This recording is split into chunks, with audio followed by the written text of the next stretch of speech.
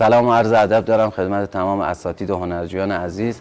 در خدمتتون هستیم با معرفی و طرز تهیه پودر پتینه و برجسته کاری محصولی از شرکت کرالچم که امیدوارم مورد پسندتون قرار بگیره. خب دوستان عزیز، در خدمتتونیم با طرز تهیه یک خمیر یک دست با این پودر.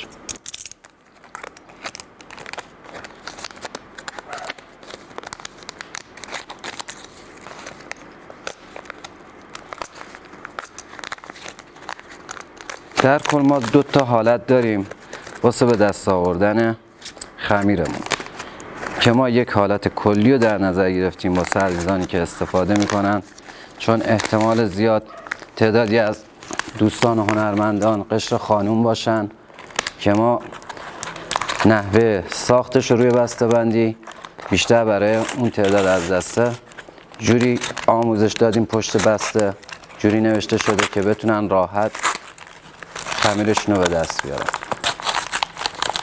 حالا من هر دو تا روش رو یادتون میدم، اما برای بافت مختلف شما نیاز دارید به اینکه خمیرتون تا چه حد شل و سفت باشه که اینا هم همشون در برنامه‌های آینده آموزش خواهد داده شد.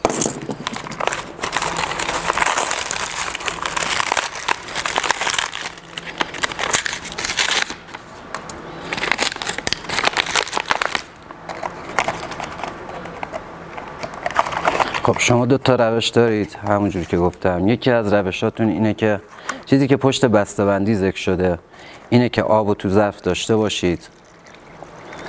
حالا شما در مقیاس کاری خودتون بسته به چیزی که دیواری که دارید و میخواید اجرا کنید یا تابلو دکوراتیوی که دارید، نوشته شده که پودر رو به آب اضافه میکنید.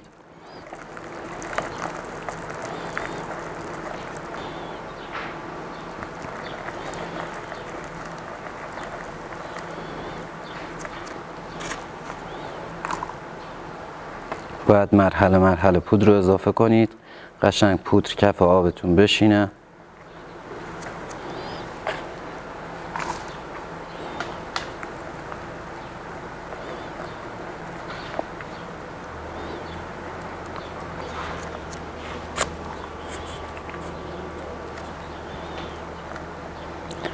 پودرتون کامل سطح آب رو میگیره.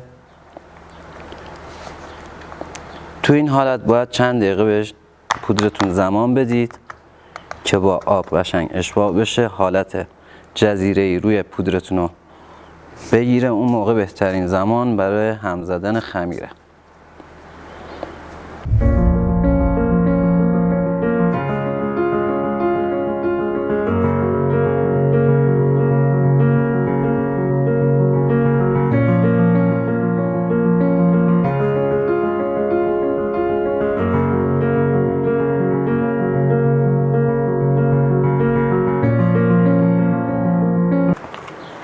به این صورت خمیر شما آماده است و میتونید باش کار کنید و بافت‌های مختلف رو اجرا کنید.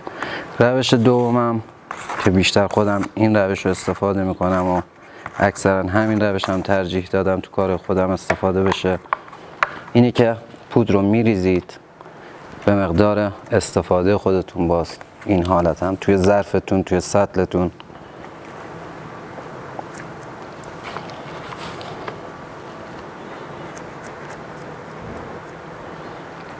و کم کم آب رو بهش اضافه میکنید. آب اضافه میکنید و هم میزنید.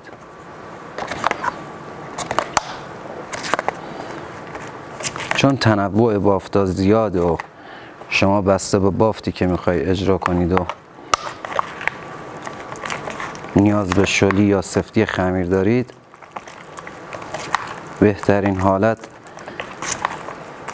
برای تنوع بافت این حالته. اگه بخواید خمیر محکم و سفتی داشته باشید که آب رو کمتر میریزید، اگه بخواید خمیرتون شل باشه که آب بیشتر میدید. در مجموع هر دو تا حالت خمیری که به شما میده میتونید تمام بافتا رو باهاش اجرا کنید. هیچ محدودی. حالا دوستانی که حرفه‌ای تر هستن، اساتیدی که بیشتر کار کردن، نوع و جنس خمیر رو بیشتر میشناسن، شلی سفتی خمیر رو بیشتر درک میکنن برای بافتاشون. اونا با روش‌های خودشون میتونن این خمیر رو ترکیب کنن. هیچ فرقی تو خود خمیر نداره. به هر حال میتونید یا آب به پودر اضافه کنید یا پودر رو به آبتون اضافه کنید. در هر دو مجموع یک خمیر به شما داده میشه.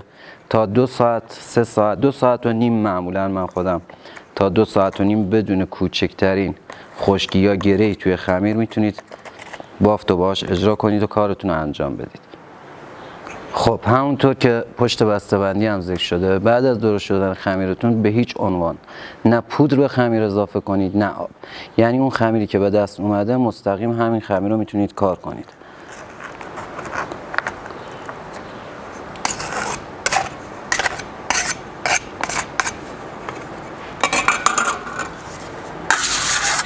خب الان مزیت‌های این خمیر رو من تو چند خط به شما بگم. یک، اینکه این خمیر رو تو هر ضخامتی روی کارتون بذارید ترک نمیخوره. یعنی شما خمیرتون رو تو این حالت هم روی کار بذارید همینجور میمونه و هیچ ترکی روی کارتون نخواهد بود. یعنی این چیزیه که ما هزاران بار تست کردیم این قضیه رو.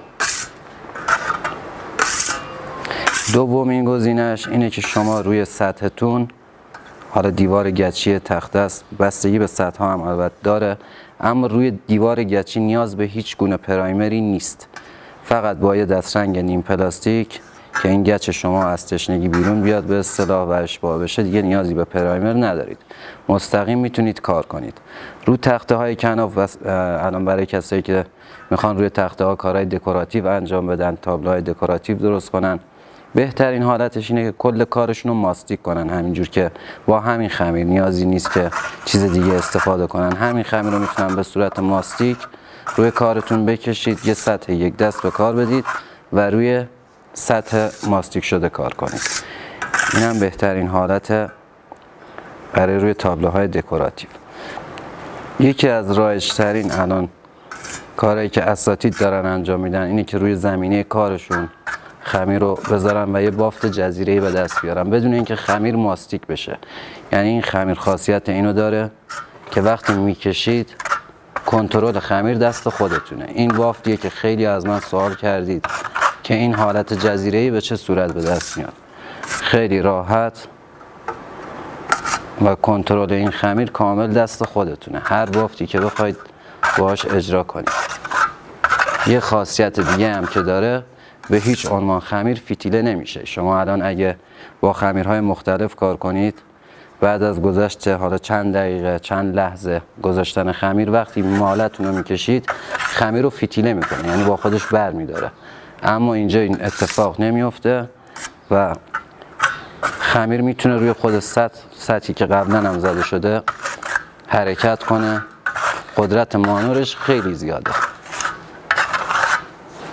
حالا انشالله تو برنامه‌های دیگه، تو کلیپ‌های دیگه، من کلاً هر بافتی که اجرا شده توسط خود شخص بنده، تمام اینها آموزش خواهد داده شد و تمام بافتا رو به شما نشون خواهم داد. انشالله که بتونید استفاده کنید و خودتون تابلوهای خودتون رو داشته باشید، دیوارهای خودتون رو داشته باشید.